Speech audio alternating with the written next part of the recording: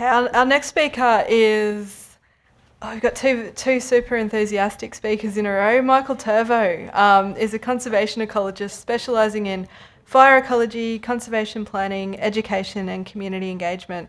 He coordinates citizen science programs in southeast Queensland, collecting biodiversity records for conservation management in private protected areas. Thanks, Michael.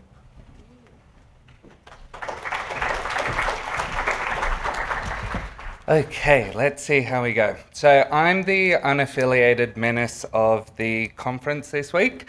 For anyone that's looked at the program, I don't have anything next to my name. It's not because I'm a crazy man off the street, it's just that none of my current projects actually relate to this. So like citizen science, I too am a volunteer on this topic.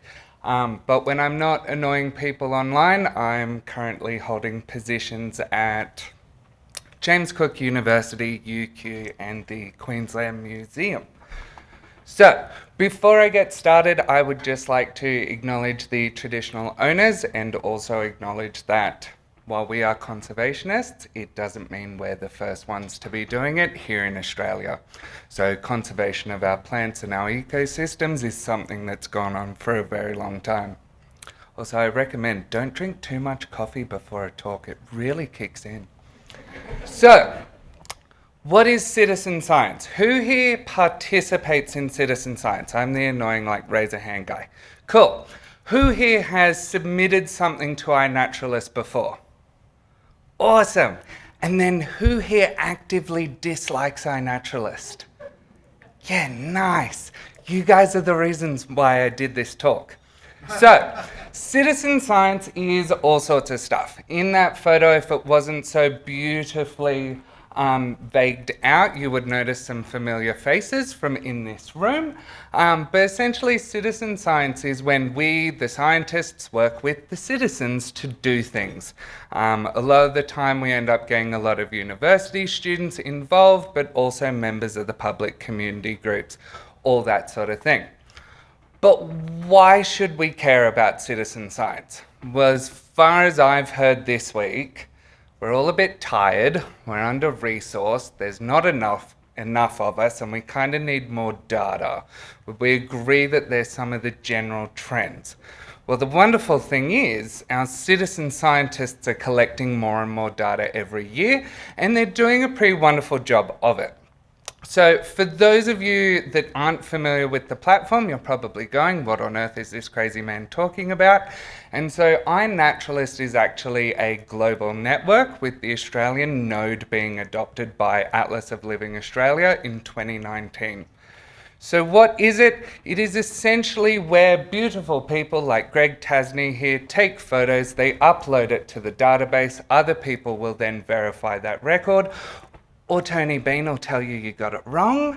And then when those observations have gone through enough of a verification process, they then become research grade. They then go into Atlas of Living Australia, and then that goes into GBIF. Who is Greg Tasney? For those of you that were in the workshop before, there was a brief discussion about Greg.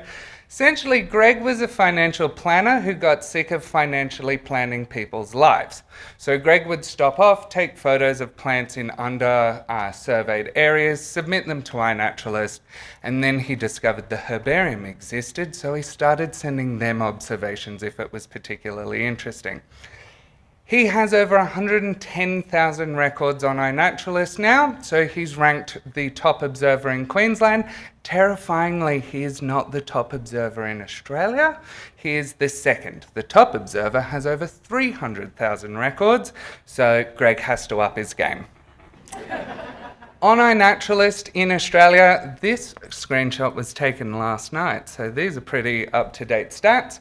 So these are all of our records of plants within the country. Darker red square, more records. And so it's pretty interesting. The wonderful thing is these records have started to increase throughout time. So our x-axis starts in 2019 when the collaboration with ALA started. So as you can see across the board, our number of observations, observers, identifiers, and species being recorded are increasing. The grey bar there is just because this is the data till September, so I just added a quarter to estimate what we'd get up to by the end of the year, so that's what that is.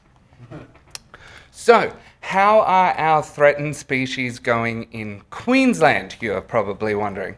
Well, the wonderful thing is, I wondered too. So I made these wonderful projects. And so iNaturalist has these really fantastic interactive interfaces that we can use to access that data.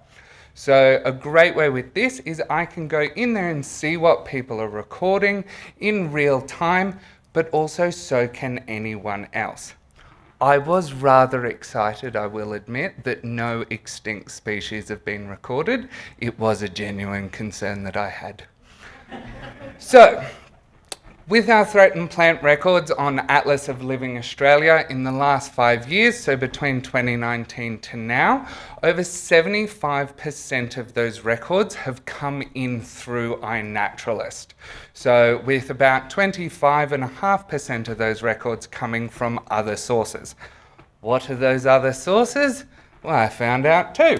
So 130 of those are from the Australian Tropical Herbarium, and I asked Darren and Brandon before, and it's probably from Tromps, and Brandon being a menace in 2019 and making Stuart submit all those records for him.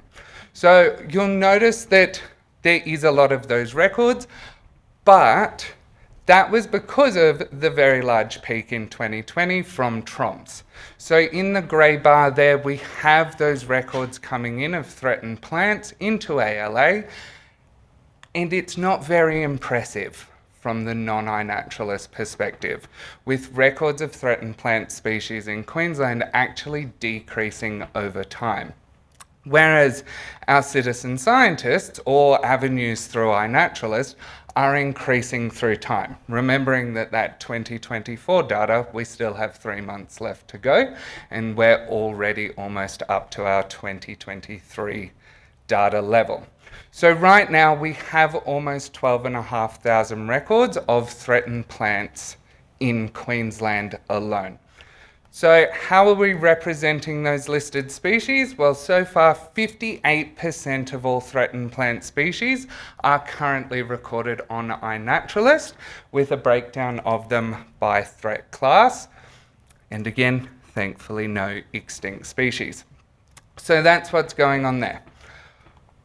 But why aren't we using those records? So this whole talk is a bit of a soapbox presentation for Tegan and anyone else that'll listen, because iNaturalist records are often filtered out because the people submitting it don't know what they're doing, the people identifying them don't know what they're doing, they're not backed by specimens, and we don't have the data we actually need.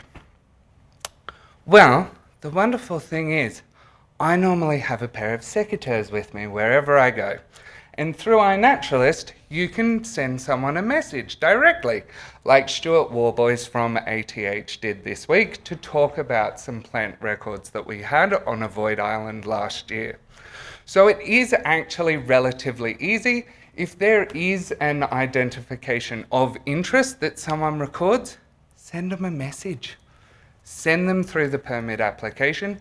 Ask them to collect a specimen and send it through to the herbarium. They've been there once, they can likely get there again, and clearly this person's a keen bean, so they'll actually listen to those herbarium collection guidelines. What about people that don't know what they're doing? Well, I went through the top 50 observers and identifiers within that iNaturalist project, and of the top 50 observers, 43 of them clearly stated on their profile that they either work in the industry and or are degree qualified. Of those identifiers, 39 of them out of the 50 are also degree qualified or work in the industry. But how do we know they're not just a bush regenerator? Well, I'm not going to argue with them, if I'm honest. So if Nanette or Tony or Dean or Russell or Stuart or any of them want to identify my record, that's totally fine. I'm going to assume they know what they're talking about. So an example of this was Zaire scopulus. It's a mountaintop endemic that occurs down here in southeast Queensland that's on top of Flinders Peak. I posted a photo of it. I was like, I'm pretty sure that's Zaire scopulus. I waited 2 days and Marco identified it and verified it. I didn't know who Marco was, so I Googled him, and I think he knows what species of Zaire that is, since he's the primary author on the taxonomic revision of the genus. So we then come to, but there's not enough information. We need more information about it. Well, within an observation, you can record quite a lot of metadata. So Jess will attest that last night, in about an hour and a half, just to prove a point, I went through and I included the metadata of all phenology of Zaire scopulus, and it then gave me this beautiful graph. So what this graph shows us at the top is the trends in species observations throughout the year. So there's a peak in July and August, and also around April, May. I then went through all those observations and added whether it was flowering, fruiting, seeding, or there was no evidence of reproduction. And then it gave me this beautiful list down the bottom. So now we know if someone wants to go out and collect seeds of the Zaire, you're probably going to want to go in August, because that's when the largest number of records had that information. But Michael, we want to know about search effort. I figured out how to do that too. So within each observation, you can also then add a heap of extra information in the observation fields. So through the different forms of projects on iNaturalist, you can actually require people to include this additional information, such as your contact details, search effort, population size. Don't trust that data. I just put it in there to prove a point, and I'm going to delete it tomorrow. But you can add all these extra fields so that you can collect that additional data, and then you're not having to worry about it sitting on people's computers. But Michael, I thought the whole point was to make life easier, so then our 43 out of the top 50 don't have to do all the work. Well, this is where engagement comes in. Would you rather do it yourself, or would you rather do it with a team of people? My attitude is there's no point complaining if I'm not complaining to the relevant people, or if I'm not willing to do something about it. So this is where engagement comes in. Work with your local groups like the QTPN is, and educate them on the importance of things. For example, with this Cycas ophiolitica observation, an issue is overpoaching and access to these plants. So as you can see in the top there, globally under the IUCN, cycads aren't actually hidden by their geoprivacy, which is something I need to talk to James about. However, within Queensland, because we have all cycads as a confidential species, all records within Queensland automatically get randomly allocated within a 22 kilometre by 22 kilometre area.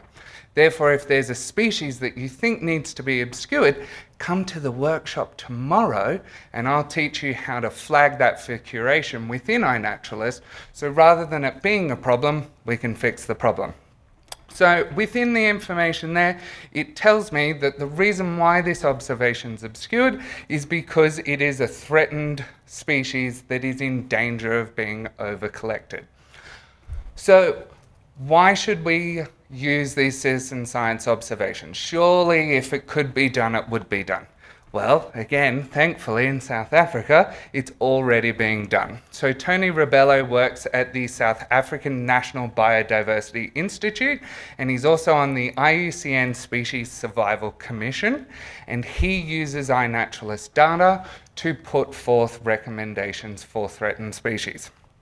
But what about everyone's favourite topic, myrtle rust? Can we do it for pathogens? Well, yes, we can. Alyssa Martino, who's down at the Botanic Gardens of Sydney, has a wonderful project that sucks in all observations of myrtle rust. The brilliant thing is, it also then automatically tells us what the trends are in observations. So if we're going to go out for surveys, the members of the public can automatically look and see when they're most likely to record them. To keep people engaged, Alyssa does a wonderful job within the project journal of that project and actually educates members of the public. If you're going to complain that people don't know and they should know all this information, then tell them.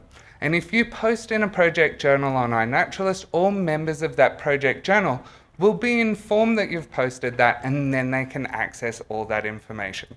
And then, just to press it home even further, but what about a precedence of threatened species in Queensland? Well, someone from the herbarium did it with greater gliders a few years ago, and so when they put forward a federal document regarding greater glider habitat, they actually used iNaturalist data to determine some of the major host species for greater gliders. So what do we do? It's all very overwhelming. Well, Thomas Massalio did that beautiful document there that can be easily Googled, or come to our workshop tomorrow. But what I would like you all to think about is, how can you engage with citizen science and/or iNaturalist, and then come and talk to me when I'm not shaking from an excessive amount of caffeine in my bloodstream. Thank you.